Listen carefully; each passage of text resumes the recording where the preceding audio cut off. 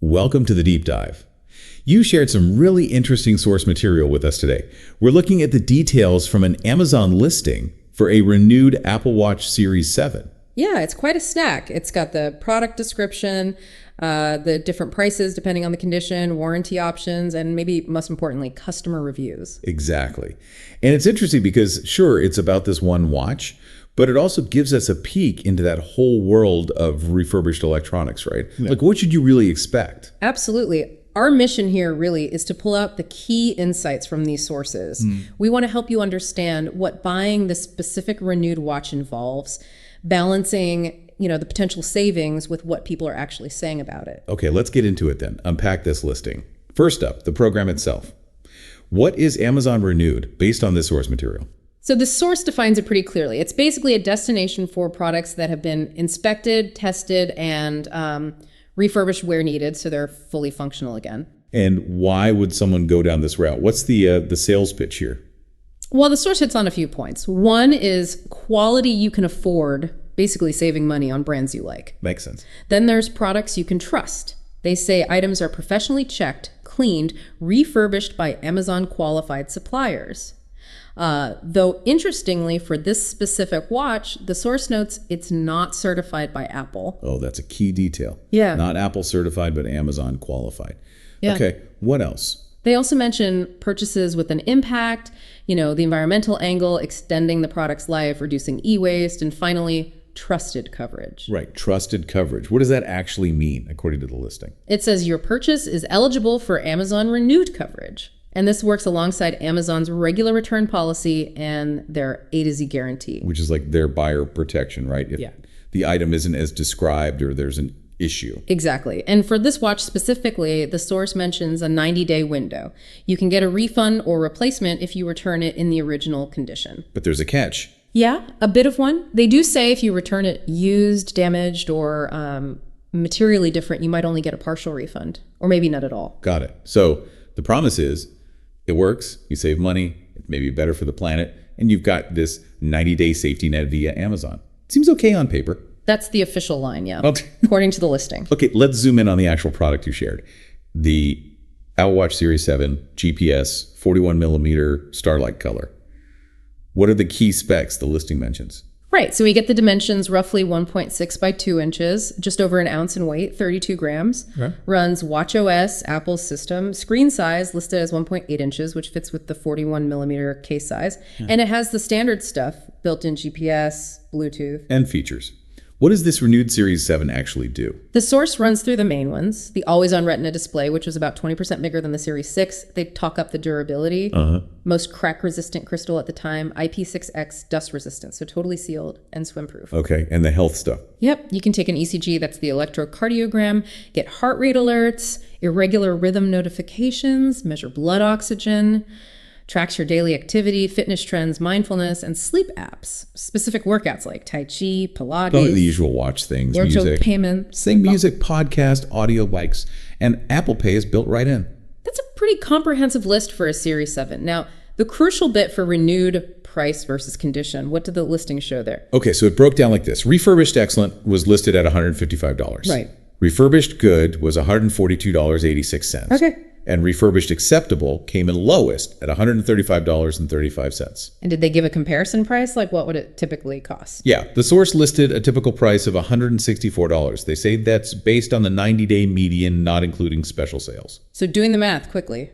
Excellent saves you about $9, like 5%. Acceptable saves you closer to $29, maybe 17% off that typical price. Exactly. So real savings, but tied to that cosmetic condition. And the source actually described what excellent means, right? Because that seems key. It did. It says products are factory reset and come in one of those conditions: premium, excellent, good, or acceptable. For excellent, it specifically says inspected, tested, refurbished to be fully functional according to Amazon Renewed standards. And the goal is that it works and looks like new. According to Amazon Renewed standards and looks like new. That phrasing feels a little flexible, maybe. It definitely leaves some room for interpretation, doesn't it? And the source also clarifies what you actually get in the box. Right. What comes with it? So it says all renewed purchases should come with accessories that are equivalent to the new ones. Could be originals, maybe not, but compatible and functional. Equivalent. Okay. Not necessarily Apple branded then. Potentially not. For this watch, it specifically lists the case, the band, and a 1-meter magnetic charging cable. And the packaging might be original, might be a new cardboard box. That detail about equivalent, non-original accessories is good to know up front. Sets expectations. It is. And spoiler alert, it's something that comes up in the customer reviews later. Ah, okay. Before we get to the reviews, the listing also showed extra protection plans. What were those options? Yeah, plans from Azurion. There was a 2-year wearables protection plan for about $25, a 3-year one for around $34. And it also listed a monthly plan, Complete Protect, for $16.99 a month. And what do these plans actually cover, according to the description? They say they cover accidental damage drops, spills, broken bits, plus breakdowns, and 247 support. For the 2- and 3-year plans, accidents are covered from day one. Malfunctions get covered after any original manufacturer warranty would have ended. Any deductibles or extra costs for repairs? They claim no extra costs, parts, labor, shipping all included. And the claims process. Easy, hard. The source paints it as quick and easy. File online or phone, most claims approved in minutes, they say. If they can't fix it, you get an Amazon e-gift card for the purchase price or they replace it. Any catches? Eligibility rules. Yeah, the usual stuff. You have to buy the plan with the product or within 30 days. And it doesn't cover problems that were already there when you bought it. Full terms available online. Okay. Now, that monthly Complete Protect plan, the listing had a weird note about it being removed for single items. But what does the plan description say it covers? Because that seems more important. Right. Ignoring the interface glitch, the description for Complete Protect is pretty broad. It says things like, one plan covers all eligible past and future purchases, and protection for all your eligible products purchased from Amazon. So it sounds like it's meant to cover multiple Amazon things, not just this one watch. That's definitely what the description implies. Covers eligible stuff bought in the last year, plus new purchases going forward. Includes malfunctions, failures, plus drops and spills for portable things. There's a $5,000 total claim limit per year, no hidden fees, renews monthly, but not for commercial use. Interesting. So a different kind of coverage model compared to just insuring the watch itself. Seems like it, yeah, based on how the source describes it. All right, so we've got the program, the watch specs, the pricing, the accessories, the warranty options. But the real proof is in the pudding, right? What did actual customers say? Let's get into those reviews the source mentioned. What's the bird's eye view from that AI summary? Okay, the AI summary gives a pretty balanced picture. It says customers often find the watch looks basically brand new, and they like the functionality, sometimes pointing out it does more than, say, a Fitbit. Sounds good so far. But it flags battery life as getting mixed reviews, and people disagree on scratch resistance and charging ability. Some found setup easy, others not so much. But overall, it's often seen as good value. Okay, that AI summary flagged the key tensions. Looks good. Good value, but potential inconsistency, especially battery and charging. Let's drill down into the specifics the source provided. Starting with quality, how do the watches actually look? Under quality, the snippets are mostly positive. People saying it looks and performs like new. Comments like excellent condition, very good condition, and importantly, no scratches, no dents. One person even got a new band. That sounds pretty good, aligning with that excellent condition promise. What about functionality? Did everything work? Generally, yes. People said things worked well. One liked using it like a phone for calls, music. Another said it had way more features than their old Fitbit. However, there was one specific snippet where a user said the ECG function didn't work. Whoa. Okay, so the source lists ECG as a feature, but at least one customer got a unit where that specific feature wasn't functional. That highlights a potential risk. It really does. It shows that fully functional, by Amazon standards, might have some gaps or at least variability unit to unit. How about just watch quality overall? General impressions. Seemed positive. People called it flawless or a great watch. One repeated that it performs as well as a phone. And the main reason people buy renewed. Value for money. Were they happy with the price? Overwhelmingly yes in these snippets. Worth the discounted price, great price, money well spent. Someone called it a cheap way to enter the ecosystem. So the core watch experience and the savings seem to be strong points. But the AI summary mentioned battery life was mixed. What did the details show? Yeah, this is where it gets messy. Some people reported specific battery health, like 87%, 82%. Performance-wise, some were okay, saying it lasted all day, or even a full 12-hour shift on low power mode. What? But others had bad experiences, barely lasted the day, one called poor battery health, the main caveat of buying refurbished. That's a big deal. The official description doesn't really talk about battery health, just fully functional.